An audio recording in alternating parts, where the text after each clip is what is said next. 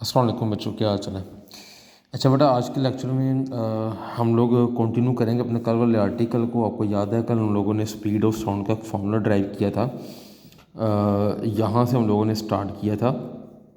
हमने ये कहा था कि जो एयर होती है, एयर की क्योंकि इलास्टिसिटी मेरे लिए फाइंड करना नामुमकिन होता है या मुश्किल होता है, तो हमने इसको कन्वर्ट किया था इस वाले फार्मूले में using the help of Boyle's law.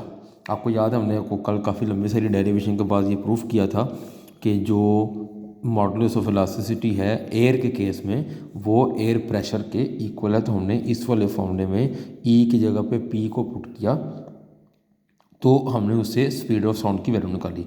और वो याद है कि मैंने बताया था कि स्पीड ऑफ साउंड की जो वैल्यू आ रही थी वो तकरीबन कोई 280 मीटर पर सेकंड के करीब थी बाय यूजिंग दिस फार्मूला।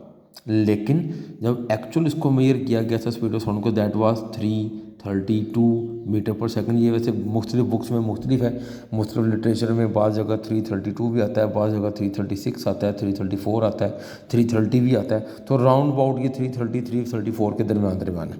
ठीक है, तो टू बी वेरी एग्जैक्ट आपकी बुक में जो वैल्यू गिवन है दैट इज़ 332, ये speed of air sound in the air.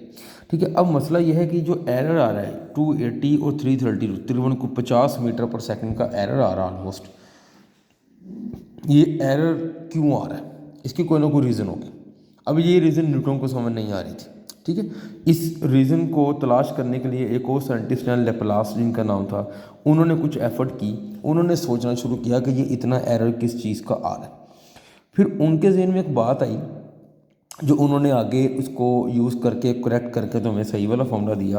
उन्होंने ये कहा कि जब आप लोग बॉयल्स लॉ यूज़ करते हैं P V is equal to K, मतलब कि the product of pressure and volume of a gas is always a constant value, तो उसमें साथ आप एक एजम्पशन करते हैं। वो एजम्पशन क्या होती है, आपको याद होगा, आप लोगों ने पढ़ा हुआ है बॉयल्स लॉ। वो एजम्पशन होती है कि the temperature is equal to constant, temperature remains same. कि अगर गैस का या एयर का टेम्परेचर सेम रहेगा तो तब product of pressure and volume will remain same.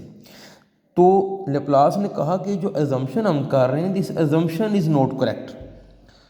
उसके मुताबिक ये था कि जब एक जगह से एयर साउंड पास कर रही है, जहाँ पे आप कह रहे हैं कि कंप्रेशन आ रहा है, कहीं पे आप कह रहे हैं कि रेयरफेक्शन आ रहा है, फिर कंप्रेशन आ रहा है, जहाँ पे कंप्रेशन है वहाँ पे तो एयर के पार्टिकल्स एक दूसरे के बहुत करीब हो गए, वहाँ तो उनकी कोलिजन्स काफ़ी ज़्यादा हो गई, तो वहाँ तो टेम्परेचर इंक्रीज़ कर जाएगा। और जहाँ पे रेयरफेक्शन आ गया वहाँ पे उनकी एक्सपेंशन हो गई, तो वहाँ पे कोलिजन कम होगी, तो वहाँ पे जो है वो टेम्परेचर डिक्रीज़ करेगा। इसका मतलब क्या हुआ, अकॉर्डिंग टू लेप्लास कंप्रेशंस और रेयरफेक्शंस के अंदर टेम्परेचर हमेशा सेम नहीं रहता, जबकि हम लोग बॉयल्स लॉ में ये अज्यूम कर रहे हैं कि टेम्परेचर जो है वो हमेशा सेम है। अब इसको उसने कवर कैसे किया, उसने कहा जी क्योंकि टेम्परेचर कांस्टेंट नहीं है इसलिए हम ये नहीं कह सकते कि product of pressure and volume is always equal to constant P1 V1 is equal to P2 V2, बल्कि इस फॉर्मूले में थोड़ी सी हम एक चेंजिंग करेंगे। और वो चेंजिंग क्या है कि हम वॉल्यूम के ऊपर एक पावर लेते हैं that is known as gamma. ठीक है, उसे क्या कहते हैं, गैमा कहते हैं। And what is this gamma, gamma आपकी बुक में ये वैल्यू लिख के दी हुई है इसकी। Gamma is basically a ratio of molar specific heat at constant pressure and molar specific heat at constant volume.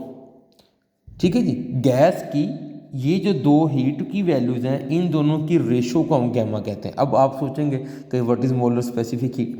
Molar specific heat जो होती है ना बेटा, ये होती है कि किसी भी गैस का अगर आपके पास 1 मोल है, मोलर है ना, मोलर स्पेसिफिक, तो अगर आपके पास किसी भी गैस का 1 मोल है और आप उसके टेम्परेचर को 1 डिग्री बढ़ाना चाहते हैं, चाहे वो 1 केल्विन है, चाहे वो 1 डिग्री सेंटीग्रेड है, चाहे वो फ़ारेनहाइट है, जो भी टेम्परेचर स्केल आप यूज़ कर रहे हैं, अगर आप उसके टेम्परेचर को 1 डिग्री इंक्रीज़ करना चाहते हैं तो उसके लिए आपको उस गैस को जितनी हीट एनर्जी सप्लाई करनी पड़ती है that heat is called molar specific heat. अब अगर वो टेम्परेचर आप इंक्रीज़ करना चाहते हैं कीपिंग द प्रेशर कांस्टेंट, अगर प्रेशर कांस्टेंट पे करना चाहते हैं तो उसको हम लिख देंगे molar specific heat at constant pressure. अगर आप वो ये चाहते हैं कि हीट से टेम्परेचर भी इंक्रीज़ हो लेकिन वॉल्यूम कांस्टेंट रहे तो उस वक्त हम कह देंगे molar specific heat of eight constant volume. ठीक है, तो ये इसका कंसर्न है। ठीक है जी, तो ये जो रेशो है, इस रेशो को हम लोग गैमा कहते हैं।